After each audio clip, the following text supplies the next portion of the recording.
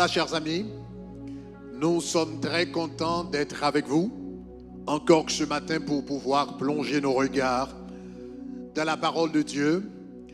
Ce mois-ci, nous parlons de l'humilité. Nous sommes toujours dans le contexte du fruit de l'esprit. Et le verset clé, c'est Galates, chapitre 5, le verset 22. Galates, chapitre 5, le verset 22, qui nous dit: le fruit de l'esprit, c'est l'amour, c'est la joie, c'est la paix, c'est la patience, c'est la bonté, c'est la bénignité, c'est la fidélité, c'est la douceur, c'est la tempérance, et la loi n'est pas contre ces choses. Donc nous avons déjà parlé de l'amour, nous avons déjà parlé de la joie, de la paix, de la bénignité, sous le vocable de générosité, nous avons parlé de la fidélité. Et ce mois-ci, nous parlons de l'humilité. Nous avions déjà regardé la définition de l'humilité et les aspects les plus importants de l'humilité. Et maintenant, notre propos, c'est de répondre à la question: comment cultiver l'humilité? Comment cultiver l'humilité? Je voudrais vous donner 3 conseils ce matin pour pouvoir vous aider à développer ce fruit de l'esprit dans votre vie. Mais avant de le faire, je dois jeter les bases. Donc en guise d'introduction, je voudrais souligner que pour pouvoir développer l'humilité, la première chose qu'il vous faut, c'est une connaissance de votre identité en Christ. En d'autres termes, vous devez savoir qui vous êtes. Pour être humble, il faut savoir qui l'on est en Jésus-Christ. George Washington, le premier président des États-Unis, une fois se promenait dans la ville de Washington avec un groupe d'amis. Et ils sont arrivés à un endroit où ils ont dû sauter un mur. Ce faisant, le cheval qui le portait a fait tomber un certain nombre de pierres. George Washington a dit à ses amis: ce serait bien de les remettre à leur place. Ce serait bien de remettre les pierres à leur place. Mais ses amis lui répondirent: non, non, non, laisse le fermier s'en occuper. Mais George Washington se sentait mal par rapport à cela. Une fois la promenade terminée, George Washington est revenu sur les lieux de l'incident. Il a trouvé le mur et qui était démonté, et il est descendu de son cheval. Il a soigneusement mis chaque pierre à sa place. Il a pris le temps de soigneusement mettre chaque pierre à sa place. L'un de ses compagnons, ayant vu ce qu'il avait fait, lui a dit: Monsieur Washington, tu es trop grand pour ce genre de choses. Tu es trop grand pour faire cela. Et la seule réponse de George Washington fut: au contraire, je suis de la bonne taille. Au contraire, je suis de la bonne taille. George Washington, en tant que président, en tant que premier président des États-Unis, pouvait s'humilier parce qu'il savait qui il était. Bien avant George Washington, le Seigneur Jésus-Christ nous avait donné un exemple encore plus puissant d'humilité. La Bible nous dit que lorsque le moment était venu pour le Seigneur Jésus-Christ de prendre la direction de la croix, il a surpris ses disciples avec un geste inattendu. Après avoir mangé et bu avec eux, la Bible nous dit qu'il s'est levé de la table et il mit de côté son vêtement. Et Jean chapitre 13, les versets 3, 5 et 6 nous dit, il versa de l'eau dans un bassin et il se mit à laver les pieds des disciples et les essuyant d'un linge, et à les essuyer avec un linge dont il était saint. Ce texte nous dit que, voilà, Jésus-Christ, le moment est venu pour lui de prendre la direction de la croix pour payer le prix de nos péchés. Après avoir fini de manger et de boire avec ses disciples, il se leva de la table, il ôta son vêtement, il prit de l'eau, l'a mis dans un bassin et a commencé à laver les pieds des disciples. Il y a plusieurs choses à souligner dans cette histoire. Premièrement, la Bible nous dit qu'il ôta son vêtement. Laissez-moi parler un petit peu du vêtement de Jésus-Christ. Tu sais que le vêtement de Jésus-Christ, les vêtements de Jésus-Christ, la robe que Jésus-Christ portait, le vêtement qu'il portait était très coûteux. Jésus-Christ portait un vêtement qui était très très cher, qui était très coûteux. Le vêtement de Jésus-Christ était tellement coûteux, la robe qu'il portait, c'était tellement cher que la Bible dit au moment de la crucifixion, les soldats romains ont commencé à se battre entre eux pour pouvoir avoir son vêtement. Et quand ils ne pouvaient pas arriver à une solution amicale, la Bible dit qu'ils ont déchiré le vêtement de Jésus-Christ en 4 morceaux. Donc c'était un vêtement cher, c'était un vêtement coûteux. Donc la Bible dit, ce vêtement cher, ce vêtement coûteux, la Bible dit, Jésus-Christ l'a mis de côté avant de laver les pieds des disciples. Quelle était la signification de ce vêtement? Ce vêtement représentait sa royauté. Ce vêtement représentait son autorité. Ce vêtement représentait sa majesté. En d'autres termes, ce vêtement, c'était un signe de sa divinité et de sa dignité. Au moment où Jésus-Christ s'apprêtait à laver les pieds des disciples, il a mis de côté son vêtement. En d'autres termes, il a mis de côté sa dignité, il a mis de côté sa majesté, il a mis de côté son autorité, il a mis de côté sa royauté. Donc, pour pouvoir se rabaisser et laver les pieds des disciples. Donc, premièrement, il a mis de côté sa dignité divine. Deuxièmement, la Bible nous dit qu'il prit une serviette dont il se ceignit les reins. Et il prit une serviette et il s'en servit pour mettre, et il l'a mis autour de ses reins. Quelle était la signification de ce geste? La signification de ce geste, c'est que au temps de Jésus-Christ, c'était exactement comment les esclaves étaient habillés. C'est de cette manière que les esclaves s'habillaient au temps de Jésus-Christ. Donc, quand Jésus-Christ a enlevé son vêtement et il a mis une serviette autour de sa taille, eh bien, immédiatement, il a ressemblé, il est devenu semblable à un esclave. Donc, Jésus-Christ a mis de côté son vêtement de dignité, d'autorité, de royauté, et s'est rendu semblable à un esclave. Non seulement il s'est rendu semblable à un esclave, mais la Bible dit, il a fait quelque chose d'autre. La Bible dit qu'il a versé de l'eau dans un bassin et il a commencé à laver les pieds des disciples. Encore, pourquoi ce geste était-il important? Parce qu'au temps de Jésus-Christ, le lavage des pieds, c'était un geste réservé aux esclaves. En d'autres termes, Jésus-Christ s'était non seulement habillé comme un esclave, mais également, il s'était comporté comme un esclave.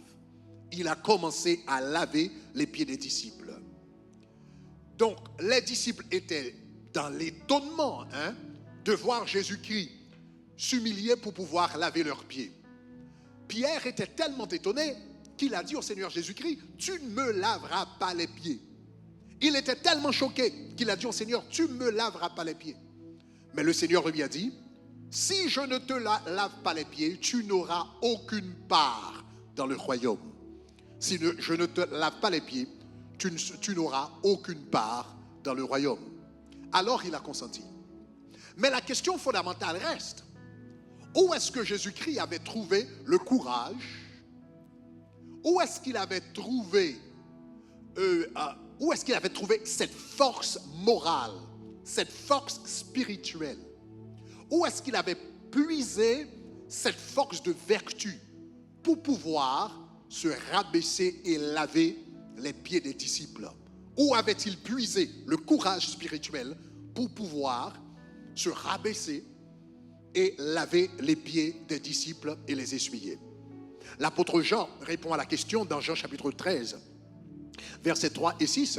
La Bible dit, Jésus-Christ, 3 à 6, Jésus-Christ, qui savait que le Père avait remis toutes choses entre ses mains et qu'il était venu de Dieu et qu'il s'en allait à Dieu, se leva de table et il se mit à laver les pieds des disciples. Remarquez 3 choses dans ce texte. Il y a 3 choses à souligner dans ce texte. Premièrement, le texte dit, la raison pour laquelle Jésus-Christ pouvait s'humilier, c'est parce que premièrement, il savait ce qu'il possédait. Qu'est-ce qu'il possédait? La Bible dit qu'il savait que le Père lui avait donné toutes choses. Donc il savait qu'il possédait toutes choses. Deuxièmement, il savait d'où il venait. Le texte nous dit, il savait qu'il venait du Père.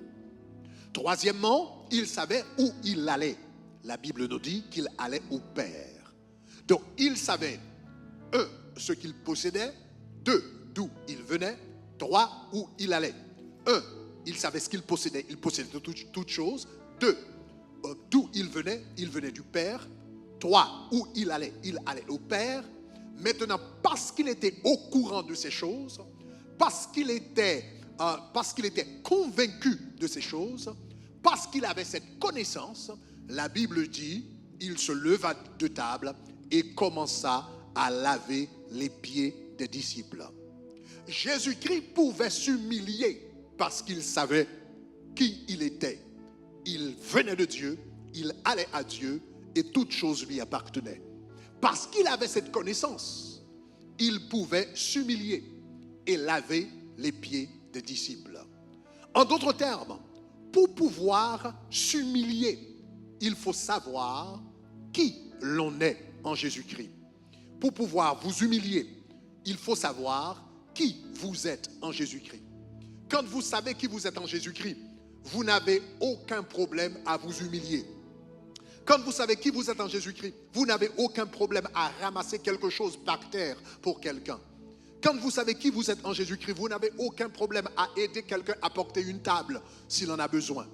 Quand vous savez qui vous êtes en Jésus-Christ, vous n'avez aucun problème s'il vous faut aider quelqu'un à faire la vaisselle, s'il faut aider quelqu'un à nettoyer peut-être le sol, etc. Quand vous savez qui vous êtes en Jésus-Christ, vous n'avez pas de complexe d'infériorité. Vous ne vous sentez pas inférieur par rapport aux autres. Parce que quand vous savez qui vous êtes en Jésus-Christ, quand vous savez qui vous êtes en Jésus-Christ, vous comprenez que votre valeur personnelle ne dépend pas de ce que vous faites, mais de ce que Jésus-Christ a fait de vous en Jésus-Christ.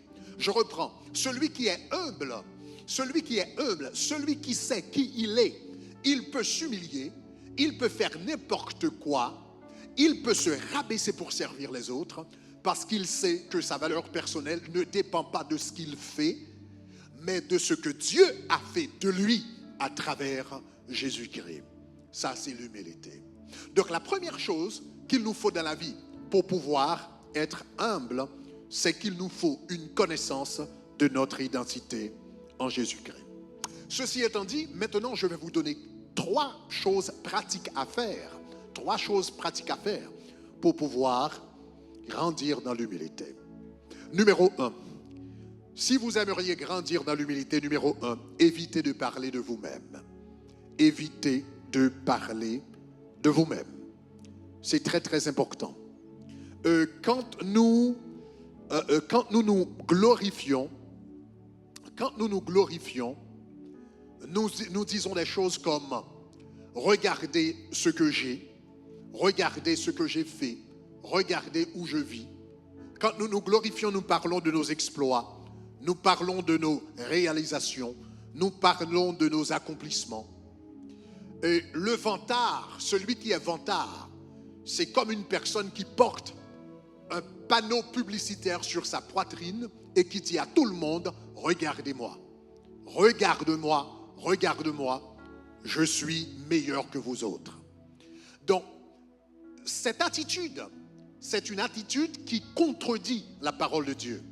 Puisque la Bible nous dit dans le livre des Proverbes, Proverbes chapitre 27, le verset 22, dans Proverbes chapitre 27, le verset 2, la Bible dit, qu'un autre te loue et non ta bouche, un étranger et non pas tes lèvres. Qu'un autre te loue et non pas ta bouche, un étranger et non tes lèvres. Celui qui est humble, au lieu de se glorifier, au lieu de parler de lui-même, au lieu de faire au lieu de parler de ses succès, de ses exploits, de ses réalisations, il apprend de préférence à écouter les autres. Je me rappelle, il y a quelques années, j'ai été invité chez un homme. J'étais invité chez un homme qui détenait un doctorat en psychologie. Et du moment où je suis entré dans la maison de cet homme, il a commencé à parler de lui-même. Cet homme a parlé de lui-même pendant 1 heure d'affilée. Et à la fin de la conversation, on s'est dit au revoir. Et c'est alors que je me suis rendu compte que cet homme a parlé de lui-même pendant 1 heure. Mais il n'a même pas pris le temps de me demander quelle était la raison de ma visite chez lui.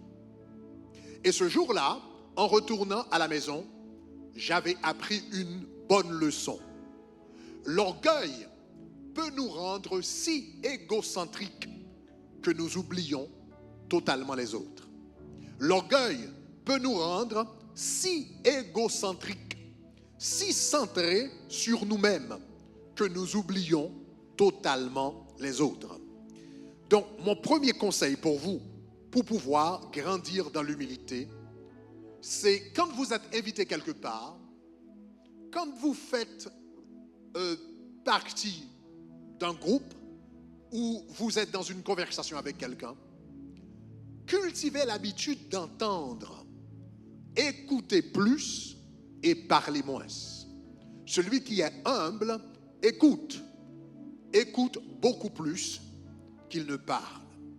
Donc, la première chose à faire pour pouvoir grandir dans l'humilité, la première chose, c'est qu'il faut apprendre, c'est qu'il faut éviter de parler, éviter de parler de nous-mêmes. Éviter de parler de nous-mêmes.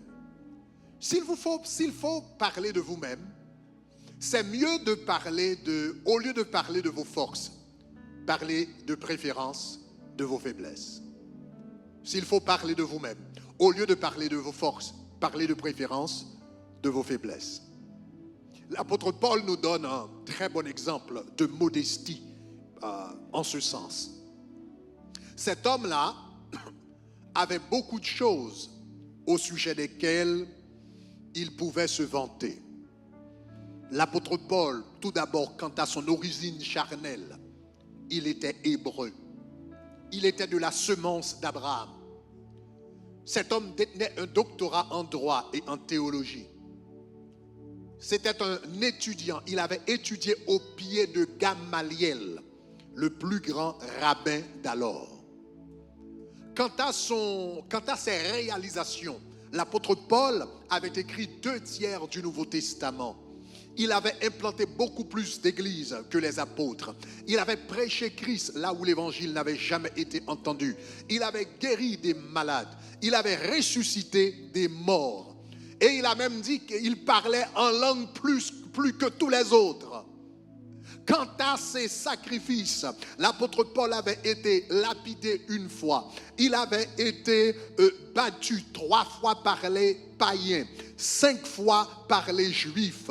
Il avait fait naufrage plus de 3 fois. Cet homme avait été mis en prison beaucoup plus de fois qu'il ne pourrait compter. Il affrontait chaque jour les périls de la mort. Mais malgré son origine, malgré ses réalisations, malgré ses sacrifices, l'apôtre Paul écrit dans 2 Corinthiens chapitre 11, le verset 30, 2 Corinthiens chapitre 11, le verset 30, il dit, « S'il faut me glorifier, c'est de ma faiblesse que je me glorifierai. » S'il faut se glorifier, c'est de ma faiblesse que je me glorifierai. Vous voyez, chers amis, la majorité du temps, la plupart du temps, vous et moi, nous parlons de nos forces, mais nous ne parlons pas de nos faiblesses.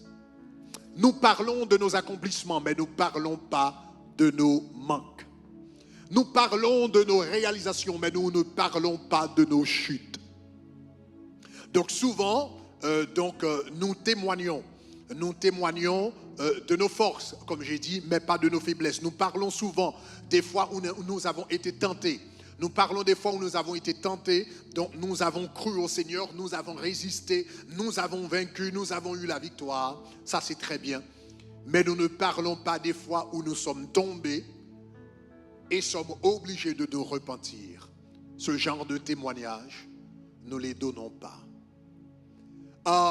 Nous parlons souvent, nous autres qui sommes dans le ministère, nous parlons des fois où nous avons prié pour des malades et ils ont été immédiatement guéris. Mais nous ne parlons pas des fois où nous avons prié pour les malades, nous avons intercédé, nous avons cru au Seigneur et rien ne s'est passé. Nous ne parlons pas de ces choses. Nous parlons du moment où nous avons fait confiance au Seigneur et le Seigneur nous a donné la victoire. Mais nous ne parlons pas des moments où nous étions découragés, où nous avions jeté l'éponge et le Seigneur était obligé de nous relever. Donc souvent nous parlons de nos forces, mais nous ne parlons pas de nos faiblesses. Mais celui qui est humble fait exactement le contraire. Celui qui est humble parle de ses faiblesses beaucoup plus que ses forces. Celui qui est humble parle plus de ses faiblesses que de ses forces. Pourquoi? Pourquoi parler de nos faiblesses au lieu de nos forces? Beaucoup plus de nos faiblesses au lieu de nos forces. Parce que l'apôtre Paul nous dit la réponse. Il nous rapporte la réponse qu'il avait eue du Seigneur.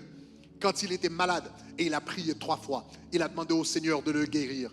Et la réponse du Seigneur, c'était apôtre Paul, ma grâce te suffit. Et il a dit, parce que ma force s'accomplit dans ta faiblesse. Parce que ma force s'accomplit dans ta faiblesse. Celui qui est humble parle beaucoup plus de ses faiblesses au lieu de ses forces, parce qu'il sait que la force du Seigneur s'accomplit dans sa faiblesse. Celui qui pense qu'il est fort, c'est celui qui est faible. Et celui qui croit qu'il est faible, c'est celui qui est fort. Parce que la force du Seigneur s'accomplit en lui. Mais pour pouvoir parler de vos faiblesses, il faut en être conscient. Donc voilà pourquoi, au lieu de vous concentrer sur vos réalisations passées, c'est mieux de vous focaliser sur le travail qu'il vous reste encore à accomplir.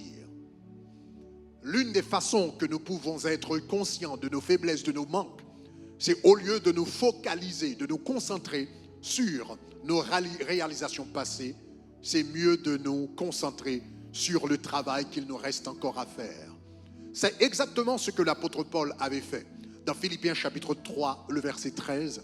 Dans Philippiens chapitre 3, verset 13, l'apôtre Paul écrit aux chrétiens de Philippe et il dit, frères, je ne pense pas l'avoir saisi. Voilà, cet homme qui avait écrit 2/3 du Nouveau Testament, qui avait implanté beaucoup plus d'églises que tous les apôtres, qui avaient guéri des malades, ressuscité des morts. Il a dit, je ne pense pas l'avoir saisi, mais je fais une chose, oubliant ce qui est en arrière, me portant vers ce qui est en avant, etc. Je cours vers le but. Donc l'apôtre Paul pouvait être humble parce qu'il savait qu'il avait accompli beaucoup de choses, mais il lui restait encore beaucoup plus de travail à accomplir. Une fois, j'ai entendu le témoignage d'un pasteur qui avait bâti une méga église en Californie. C'était une église qui comptait plus de 25 000 membres. Et un jour, un ami est venu vers lui pour lui dire, et tu es tu as eu du succès. Son ami lui a dit, vous avez du succès. Voyez combien de membres, voyez combien de personnes, regarde combien de personnes que tu as gagnées à Christ depuis le moment où tu as implanté cette église en Californie. Et le pasteur lui a répondu, ce qui m'intéresse, ce n'est pas combien de personnes sont à l'intérieur, mais combien de personnes sont à l'extérieur. Ce qui m'intéresse, ce n'est pas combien de personnes sont à l'intérieur, mais combien de personnes sont à l'extérieur. Donc il a dit, il y a des millions de personnes qui meurent par année en Californie sans Christ. Je ne peux pas me considérer comme ayant du succès. Donc ce pasteur-là, au lieu de se focaliser sur les réalisations passées, sur ses accomplissements, sur ses exploits, il s'est concentré sur le travail qui lui restait encore à faire. Celui qui est humble, au lieu de se focaliser sur ses forces, au lieu de se focaliser sur ses réalisations, il se concentre de préférence sur le travail qui lui reste encore à faire. Donc je vous ai donné 2 conseils. Premièrement, la base. La base, c'est qu'il faut savoir qui vous êtes en Christ. Et maintenant, sur cette base, sur ce fondement de votre identité en Christ, je vous ai donné 2 conseils. Premièrement, évitez de parler de vous-même. Deuxièmement, s'il faut parler de vous-même, donc parler de vos faiblesses. Et le 3e conseil, c'est au lieu de parler de vous-même, parlez tout simplement du Seigneur. Au lieu de vous glorifier en vous-même, au lieu de vous glorifier dans vos capacités, dans vos exploits, c'est mieux de vous glorifier dans le Seigneur. Dans le psaume 34, le verset 2, le psalmiste dit « Que mon âme se glorifie en l'Éternel, que les malheureux écoutent et se réjouissent. » Plus tard, il va écrire dans le psaume 44, le verset 8, « Nous nous glorifions en Dieu chaque jour et nous célébrerons à jamais ton nom. » Celui qui est humble se glorifie dans le Seigneur et éprouve du plaisir à écouter les autres également se glorifier dans le Seigneur. Donc, au lieu de parler de vous-même, soit de vos forces ou de vos faiblesses, c'est encore mieux de parler du Seigneur.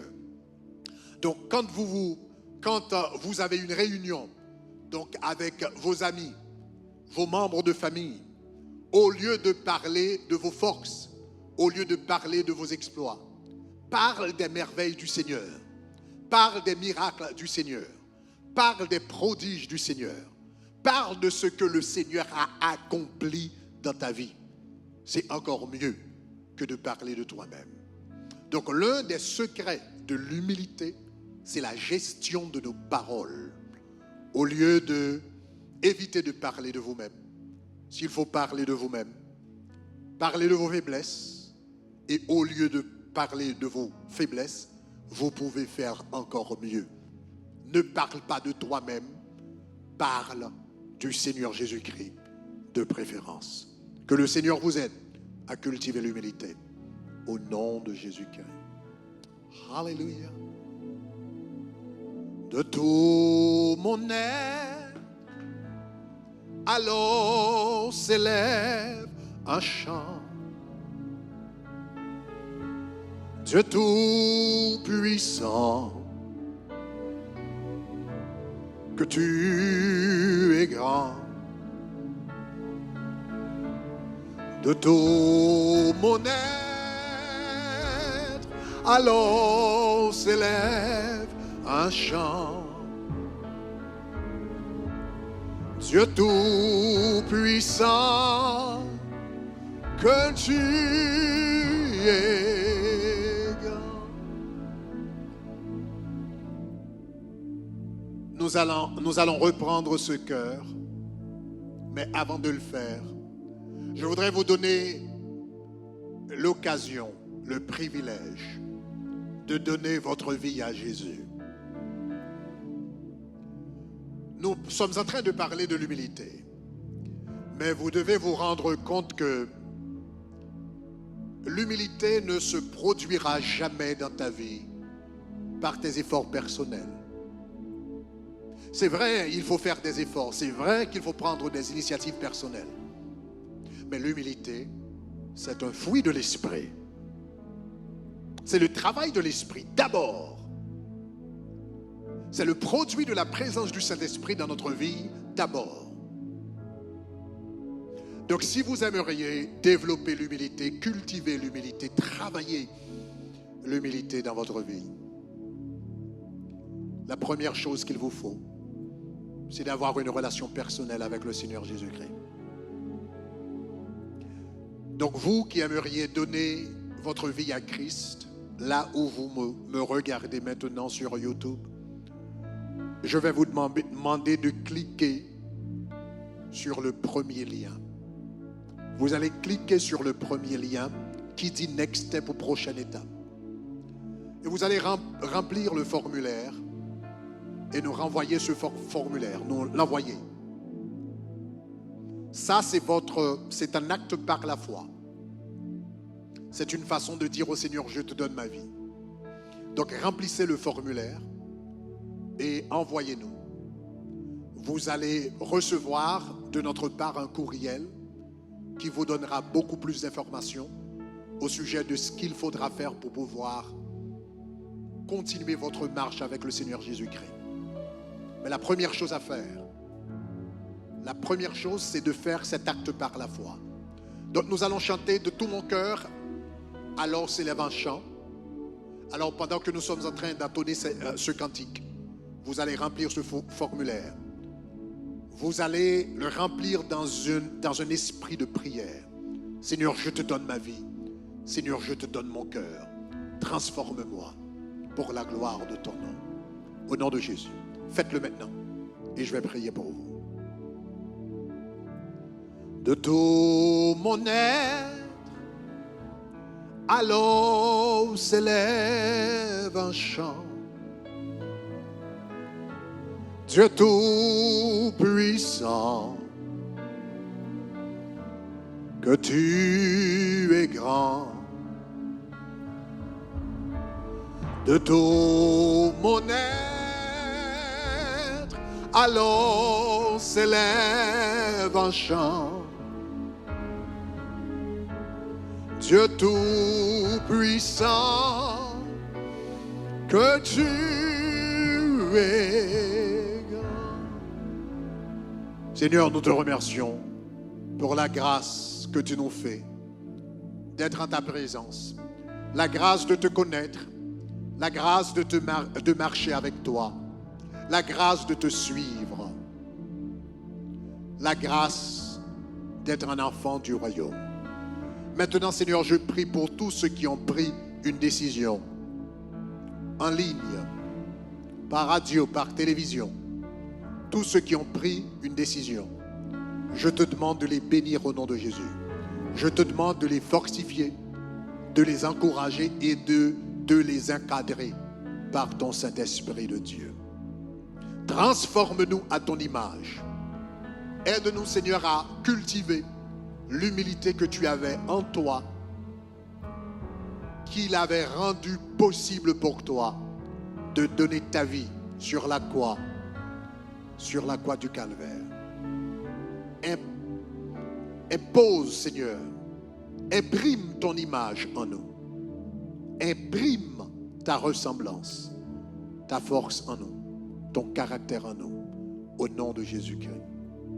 Alléluia. Salut, merci d'avoir regardé cette vidéo. Si elle a été une bénédiction pour vous, cliquez sur le bouton rouge pour vous abonner. Cliquez maintenant. Bye bye.